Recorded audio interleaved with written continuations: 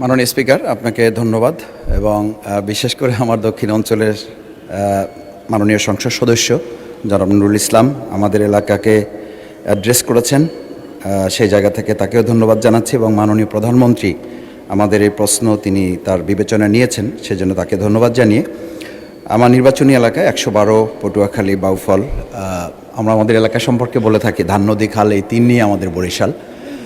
নদীবেষ্টিত এই জায়গা সম্পর্কে যে এখানে উপকূলীয় বিষয়ক মন্ত্রণালয়ের যে বিশেষ বিবেচনা নেওয়া হয়েছে, এই দক্ষিণ অঞ্চলের উপকূলীয় জেলা পটুয়াখালীর বাউফল আমাদের একটি অত্যন্ত নদীবেষ্টিত জায়গা, যেখানে তেঁতুলিয়া এবং লোহালিয়া নদীর তীরবর্তী প্রায় 60টা ইউনিয়ন, তার মধ্যে 4টা ইউনিয়ন অত্যন্ত ভয়াবহ নদী ভাঙনে বিপর্যস্ত।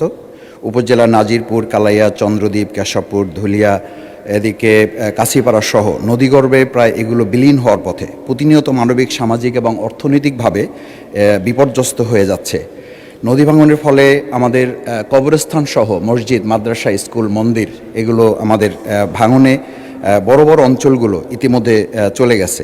মানবতার জীবনযাপন করছে তারা, হাজার হাজার হেক্টর ফসলি জমি যা ইতিমধ্যে নদীর গর্ভে চলে গেছে। স্থানীয় কৃষক এবং দিনমজুর যারা জীবন জীবিকায় ভয়াবহ প্রভাব ফেলছে মাননীয় স্পিকার, সে জায়গায় আমরা বিশেষভাবে লক্ষ্য করছি যে আমাদের কয়েকটি প্রতিষ্ঠান সহ শিক্ষার্থীদের স্কুলে ছুটে যাওয়ার হার এখন কমে যাচ্ছে। কমিউনিটি হাসপাতাল, স্থানীয় বাজার, এমনকি মানুষের শেষ চিহ্ন কবরও নদীতে বিলীন হয়ে গেছে। গ্রামীণ কাঁচা রাস্তা, কাঁচা পাকা রাস্তা, ভেরিবাঁধ, ওয়াবদা সহ যোগাযোগের অসংখ্য নদী সড়কগুলো নদী ভাঙনের ফলে বিচ্ছিন্ন হয়ে আছে। বিশেষ করে নাজিরপুর, কচুয়া, ডালিমা, নিমদি, তাঁতেরকাঠি এলাকার 7 কিলোমিটার এলাকা একেবারেই ঝুঁকিপূর্ণ অবস্থায় রয়েছে। আমি শেষ যে সংক্ষিপ্ত প্রশ্ন করুন যে সিসি ব্লক এবং র্যাপের মাধ্যমে এই জায়গাটাকে আমাদের যে প্রকল্প এখানে নেওয়া হয়েছে উপকূল বিষয়ক মন্ত্রণালয়ের আওতায় নিয়ে এসে এই সমস্যাগুলোর সমাধানে মাননীয় প্রধানমন্ত্রী তার জায়গা থেকে উদ্যোগ গ্রহণ করবেন কিনা এ বিষয়ে আপনাদের কাছে মাননীয় স্পিকার আপনার মাধ্যমে বিনয়ের সাথে জানতে চাচ্ছি। মাননীয় প্রধানমন্ত্রী। ধন্যবাদ মাননীয় স্পিকার, ধন্যবাদ মাননীয় সংসদ সদস্য আপনার একটি গুরুত্বপূর্ণ প্রশ্নের জন্য। আপনি আপনার এলাকার যেই সমস্যার কথা বলেছেন সেটি শুধু আপনার এলাকার সমস্যা নয়, বাংলাদেশের বহু মানুষ আছে, এমনকি আমার যেটা ডিস্ট্রিক্ট সেই বগুড়াতেও সারিয়াকান্দি অঞ্চলে এইরকম নদী ভাঙনের সমস্যা রয়ে গিয়েছে মাননীয় স্পিকার। একই সাথে আরও অনেকগুলো অঞ্চল আছে, দক্ষিণ অঞ্চল বলেন, উত্তর অঞ্চল বলেন, বাংলাদেশের বিভিন্ন জায়গায় এই সমস্যা রয়ে গিয়েছে। এই সমস্যাটা একদিনের নয় মাননীয় সংসদ সদস্য, আপনি যেহেতু ওই অঞ্চলের মানুষ, ওই অঞ্চলে বেড়ে উঠেছেন, আপনার নিশ্চয়ই ধারণা আছে কিভাবে এই সমস্যাটি তৈরি হয়েছে। এখানে সবচেয়ে গুরুত্বপূর্ণ দুটো বিষয় আছে। একটি হচ্ছে যে নদী শাসনের কথা আপনি বলেছেন, সেটি একটি উপায় আছে এবং একই সাথে আপনি খুব ভালো করে জানেন নদী শাসনের বিষয়টি অত্যন্ত ব্যয়বহুল একটি বিষয়, বাট তারপরেও প্রয়োজন অনুযায়ী আমাদেরকে করতে হবে। এবং সাথে আরেকটি গুরুত্বপূর্ণ বিষয় আছে, এই ভাঙনগুলো কখন হয়? ভাঙনগুলো আমরা দেখেছি অধিকাংশ সময় বর্ষার সময় হয়ে থাকে, যখন নদীতে স্রোত থাকে এবং হঠাৎ করে পানির প্রবাহ যখন বেড়ে যায়।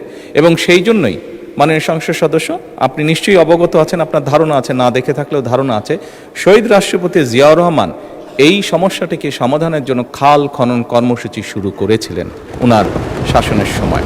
এবং বর্তমান সরকার খাল খননের মাধ্যমে একদিকে যেমন নদী ভাঙনকে ট্যাকল করতে চাইছে, একদিকে যেমন আমাদের শুষ্ক মৌসুমে পানির যে সমস্যা হয়ে থাকে সেই সমস্যাটার সমাধান আমরা করতে চাইছি খাল খননের মাধ্যমে।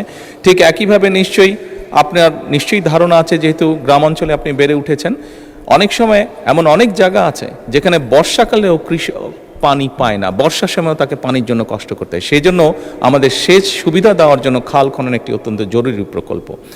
আপনার নিশ্চয়ই আরেকটি ধারণা আছে, বিশেষ করে ঢাকা শহরে এই সমস্যাটি আছে এবং গ্রাম অঞ্চলেও যেখানে চাষবাস খুব বেশি হয়ে থাকে সেখানেও এই সমস্যাটি ধীরে ধীরে দেখা যাচ্ছে। সেটি হচ্ছে যে আমাদের ভূগর্ভস্থ যে পানি আছে সেটির স্তর ধীরে ধীরে নিচে নেমে যাচ্ছে।